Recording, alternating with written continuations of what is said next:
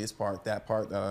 And then I had the beat there, and Jeremiah came to the studio. He knew I was working with Nicki. He like, what's up, fool? I'm just coming through. I'm finna go to LAX. Da, da, da, da. I'm like, nigga, we finna do a song for Nicki. You got me fucked up. He like, no, I only got like 10 minutes. I'm like, man, he's going to the booth and say something. And the nigga went in the booth. He did one take. And somehow in that take, he was like, I just want to be your favorite. And I'm like, oh shit, that's the hook. So I went, copied and pasted that shit all the way over there. And then this the same song where Nicki like, I don't want to hype you, but you a lucky nigga if my mean ass like you. Like this shit's still relevant and bitches are still captioning that shit to right now.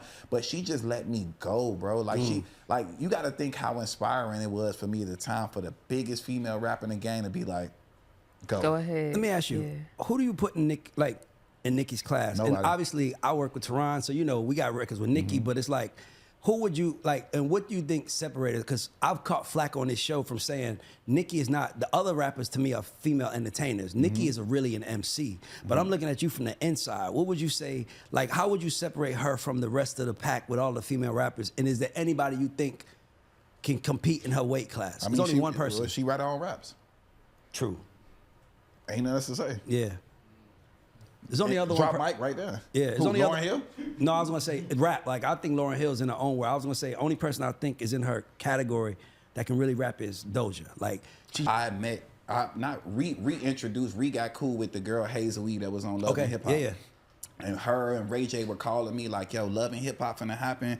You need to be on it. You need to do this, that, and the third. So I became a part of Love and Hip Hop. And I think I got my real recognition when Nicki Minaj started taking me everywhere with her. Yeah. And like niggas like, what the fuck is Young Berg doing in Nicki Minaj studio? Yeah. And shit, I was around that time. That's when T-Ron did Only. I was hot. I ain't gonna lie. Like, these niggas got a single. These motherfuckers, Rock City ass niggas that got a single, man. What the fuck? But at that point, like, me and Nicki had got really, really close. Like, and like, I'll never forget this shit. I was at the studio randomly at Glenwood Studio in Burbank, where she used to work out of, and Sounds, a producer that Tricky and Dream signed. Tricky had signed. He was in Atlanta. He was signed to Usher too for a point, he right? signed Usher. He did a Love in the Club remix with Beyonce. He did Throw Some Mo. He had a high hand at the time, and he was my nigga through Jeremiah and just being in the shit. And he like, yo, pull up to the stew. I'm working with Esther Dean artist. I forgot she had like a Spanish artist. He like, yo, just come fuck with me. A day before that, I was in Mike Caron's studio, APG. Shout out to Mike Caron. He signed me for $30,000. I think it was 30 grand back in the day, but he had the foresight to see where I was going. I did it. I got a beat pack from Poppin' Oak through Mike Caron. I'm like, yo, I did a hook, and I'm like, yo, I named it Nicki and Hitmaker because it reminded me of Nicki. So the day later, I'm just in the studio, and my man Doc was like, nigga, I think I just seen Nicki Minaj. We at Glenwood. I'm like, oh, for real? That's when she had that room in the back to the left. Yep. So he like, I'm like, go tell her I got some hits for her. And so he went over there, talked to security, and graciously enough, she came back and he was like, yo, she said in 10 minutes you can come see her. So I'm in this nigga's session, Sounds, just smoking weed and drinking with him randomly, not even working. Now I go over there to see Nicki. I go over there. She very polite, you know what I'm saying, a good woman. She like, yo, play me some shit. The first song I play is a Nicki and Hitmaker record. She like, that shit jamming. She like, play me some more. I play some more shit. I swear to God on my life. She like, you know what? I ain't gonna lie, I've been fucking with you ever since this. And then she went to her laptop and clicked my song, The Business. And it came on, she like, yo, this was my shit. And then it clicked to me. I'm like, oh shit, I was famous before Nicki Minaj. Yes. I had a hit record before Nicki. So we kind of met on a parallel like that. And I swear to God, like that day and maybe the day after, she just kept inviting me. And she was like, yo, I'm going on the road. I'm going to do this. This is Big Juice. This is my engineer. Like, yo, this is my studio. Do whatever the fuck you want. Come every day. Hear me out real quick, because to me, I feel like, you know, Ray J has had a great career, but like, to me, SexyCanI is a record that can drop right now today and work. It's not one era. It's a radio friendly record. It's commercial. It's everything. It's like all of that. Like, why didn't y'all do more music?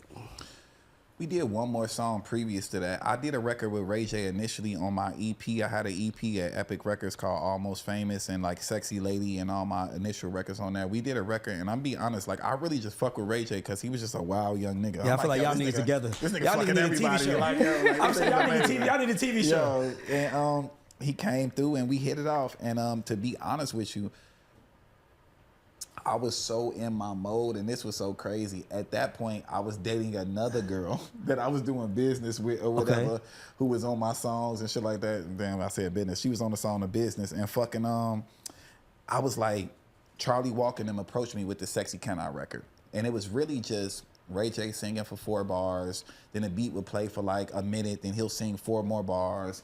Then the beat would play. So it was just like a super demo sketch. And they like, this gonna be the biggest record of your career. You need to do this, da, da, da. And I'm like, nah. At that point, they wanted Styles P to be on fucking SexyCanI. I'm like, I ain't doing this shit. So I swear to God on my life, I'm like, man, I ain't doing this shit, Charlie. You gotta buy me an Epic Records chain, nigga, for me to do this fucking song. Charlie Walk crazy like that though. Man, Charlie Walk called Jason of Beverly Hills at that moment and bought me an Epic Records chain. Oh, wow. I gave him the phone, Jason of Beverly Hills, explained how I wanted it, this, that, and the third. He bought the chain, he like, do the record. So, went to Miami. I was walking from like the Delano to Wet Willie's or something like that with my peoples. We was throwing bars around. This back when Wet Willie's was popping and shit. I went to the same studio. That's my home studio now, Circle House. And I did the record. I put it all together or whatever. Then we finished the record together in fucking, at Chalice in LA. So it's me, Ray J, the girl that sang the business. Shout out to Kasha or whatever. And, he had a girl with him. I didn't know it was Tierra Marie. It was his girlfriend. Yeah. And she was just going in on this nigga. Like, this nigga doing a song. He trying to finish. I'm like, give me some ad-libs at the end. He like, can I just hear something? I'm like, bro, what you doing? He like, no, this is my Stevie voice. I got to hit my Stevie vibrato. She shitting on the nigga. No, you trash. That's terrible. So now while we in there, the nigga like, hey, yo, Berg, I just got this deal. I don't know if this your girl. Would you mind if I play this while we do this record? And he showed me a bunch of porn DVDs from Vivid. You know, he had just signed his Vivid deal from the Kim Kardashian shit. So now we in Chalice with fucking pornos playing or fucking on the screen while we doing this shit inside the shit. And I love Ray J, bro. Bro, that nigga so entertaining, bro. He the most entertaining nigga I've ever met in my life. He's most entertaining in hip-hop right now. He did the song, bro, and I swear to God, I hated it. Because I was coming off Sexy Lady, a #1 record. I'm like, yo, I wanted to go to the business to break my artist. She was on the song, and they like, no, sir, we going SexyCanI first. And I'm just like, man, I was doing tantrums and this shit. They like, Charlie Walk, I'll never forget, I went to see him. And at that time, I used to think Charlie Walk did coke or something like that or whatever. Because he's so crazy. Yo, this nigga's like Zoolander on steroids. If you meet him, he'll meet you. Wherever you are, he'll meet you right there. You could be the Zulu tribe. He'll be right with the Zulu tribe. Like, he don't... Bro. He's one of my biggest mentors in my career or whatever, Charlie. And I love him to death because he's a straight shooter. He never really like sugarcoated shit for me. I swear to God, I walked in Epic Records. He was dancing on top of his piano. Charlie Walk like 5'2". Yeah. And nigga, like Joe Pesci. He reminds you of Joe Pesci. Oh yeah. He's on the grand piano dancing. It's gonna be the biggest song of your fucking career. It's gonna be the biggest song of your career. I'm like, all right, whatever. They put that shit out. I swear to God, right now, that shit is 9 million sold, about to be diamond. So my question to you is why didn't so when you say to Charlie